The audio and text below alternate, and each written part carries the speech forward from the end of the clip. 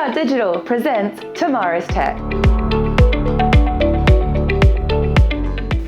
Hello everyone and welcome to Tomorrow's Tech. Today we have our very own Australia's compost queen, Ashley Baxter, founder of Earth Offset. Welcome, Ashley.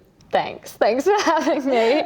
Love the name, always goes down well. Look, I think what will be really valuable for our viewers is for them to hear what problem Earth Offset looks to solve. What's the exact problem? So like you said, Compost Queen, that's the space that we're in. Compost is actually, it's easily one of our best solutions to climate change, but no one actually knows that. It solves the problem of organic waste in landfills, which is 3% of global emissions.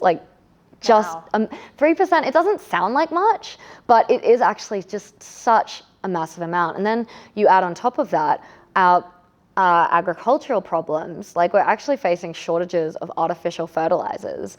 In fact, like some of the reserves are expected to be depleted by 2040. And then that's not even considering like the damage that we're doing to our soils and to our agricultural land. And so what do you see looking ahead is the future for organic waste? For us at Earth Offset, what we really see as the future of managing organic waste is in what we call decentralized composting. So basically that's currently what we have is centralized, where you cart off your waste to a landfill somewhere. Decentralized composting brings it closer to you. It means that you drop off your organic waste at micro-composting operations where it gets processed there and then the organic fertilizer gets distributed out to the local region. By doing that, you reduce the transportation logistics, you're able to optimize that operation. It's much harder doing large-scale composting. When you have it small scale, you can really refine it and make it as efficient as possible. I recall a conversation we've had previously. There is a big focus in the circular economy space and the renewable space on plastic waste. Yeah. Do you think that organic waste is overlooked? 100%. Like you said, there is so much focus on plastic waste. And what I've discovered through this is that, we focus so much on that, but when plastic waste goes to landfill, it's really bad if it gets out into marine ecosystems. But when it goes to landfill, it just sits there. It does what it's meant to. I actually spoke to a landfill operator and he was like, oh, well, I can mine it in the future. It's basically an investment. But when organic waste goes to landfill, we think, oh, it's just going to break down. And it does, but it does in an anaerobic condition, which means that it doesn't have any access to oxygen and it produces that methane. That's where all those methane emissions from landfills come from. It's not plastic, it's organic waste. And yet it just gets completely overlooked.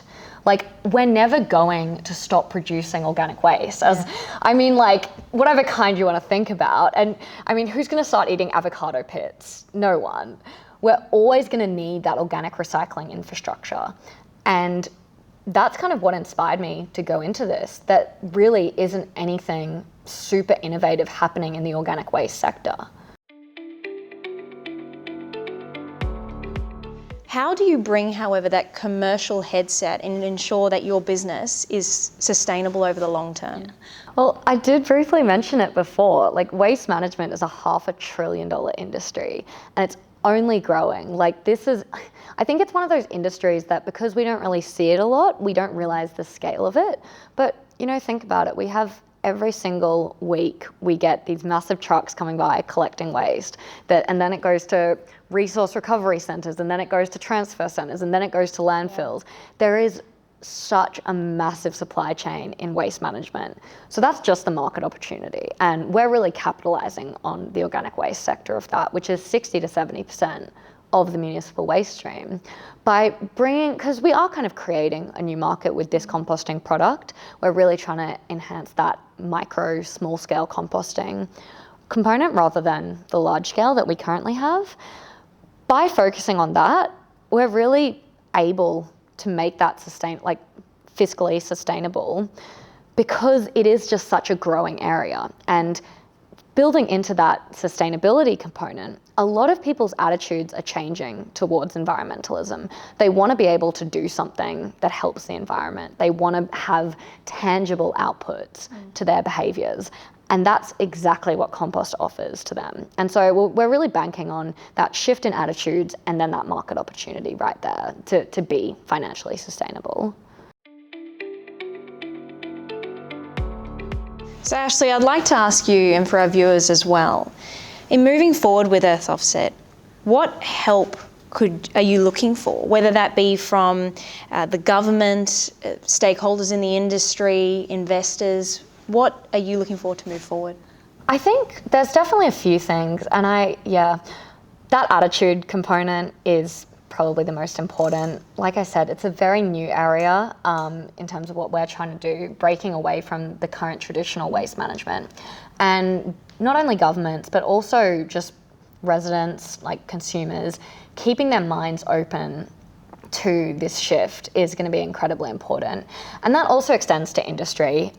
They've actually been really supportive as we've entered in. They like seeing that there's innovation happening in the space. Like I said, it's very traditional, very old school waste management.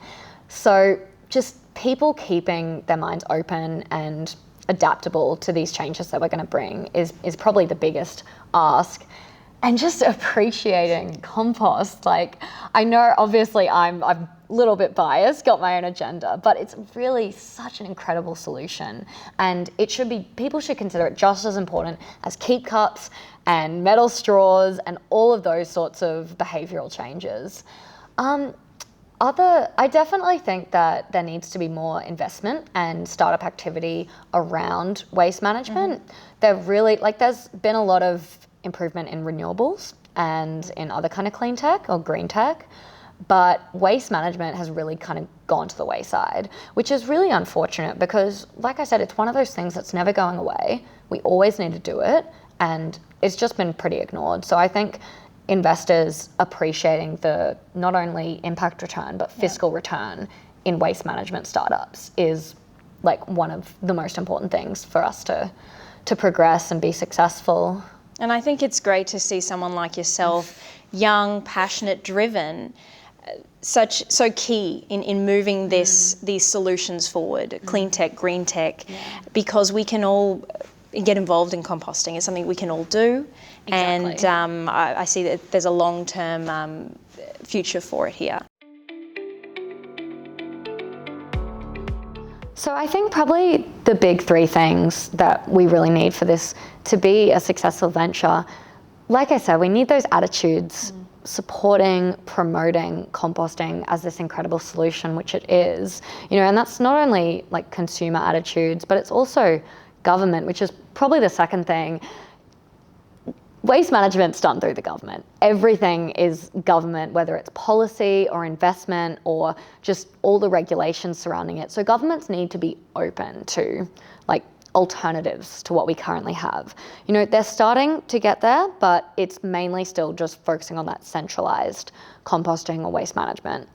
Governments, municipalities need to be open to these localized small-scale composting operations, and just not having a lot of pushback to what we're doing is definitely going to be important. I think finally is investment in this space, because there's been, like I said, a lot in clean tech and green tech and those sorts of areas, but there hasn't been as much as needed in waste management. And they're always talking about the circular economy, but it's startups like ours that are focusing on a really tangible opportunity with that massive market, with that fiscal return in that vertical that just isn't getting the right amount of attention from investors and the startup community. So I think they're probably the big three things that we need for success in this venture. And I think you've highlighted really well the opportunity in waste. I mean, we all come into contact with it. It's something that we probably very much take for granted, I know myself included. So I think casting a light on what the stakeholders in this space can do, or those that want to get involved, there is an opportunity here. Yeah. Well, thank you so much, Ashley, for joining us. You have such an incredible story, and I'm so excited to see where you progress next. And you're your history and where you've come from and where you're going is so important for young entrepreneurs to hear and to see the opportunity in waste management. So thank you for joining us today. Thank you so much. And thank you for our viewers for tuning in. And it's great you've gotten to know Australia's Compost Queen. If you have any comments for Ashley, feel free to engage with us. And we'd also value your feedback on our LinkedIn handle. So we look forward to hearing from you. Thanks again. Thank you so much. Bye, everyone. Bye.